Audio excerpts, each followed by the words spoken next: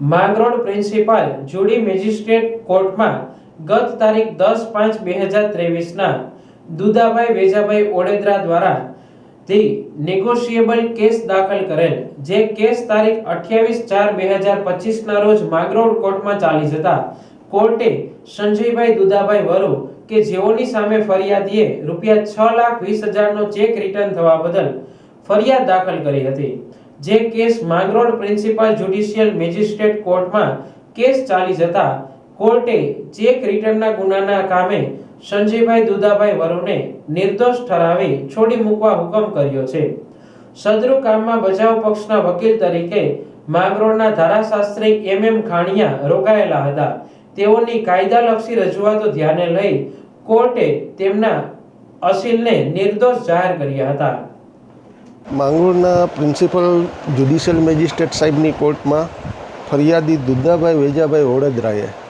અમારા અસીલ સંજયભાઈ દુદાભાઈ વરુ સામે હે ₹6,20,000નો કેસ ચેક બાઉન્સના કેસની ફરિયાદ આપેલ.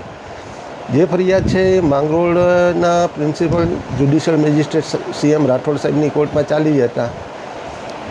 બંને પક્ષકારો તરફથી રજૂ થયેલ દસ્તાવેજી પુરાવા અને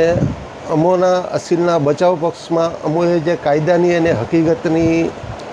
તકરારો લીધી એ તકરારો ગ્રાહ્ય રાખતા અને નામદાર કોર્ટે એવું ફાઇન્ડિંગ આપતા કે ભાઈ આ કામના ફરિયાદીએ હે એ આરોપીને જે નેગોશિયેબલ ઇન્સ્ટ્રુમેન્ટ એક્ટની કલમ 138ની ફરિયાદ દાખલ કરતાં પહેલાં નોટિસ આપવી મેન્ડેટરી છે. આવી નોટિસ છે એ આરોપીએ ફરિયાદીએ હે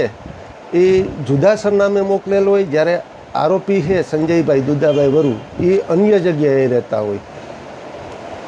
એવી અમારી કાયદાની તકરારો અને કાયદેસરનું લેણું છે એ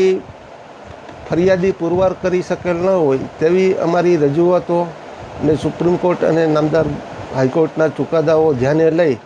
અને સંજયભાઈ દુદાભાઈ વરુને ₹6,20,000ના ચેક બાઉન્સના કેસમાં નામદાર કોર્ટે નિર્દોષ ઠરાવવા હુકમ કરેલ છે.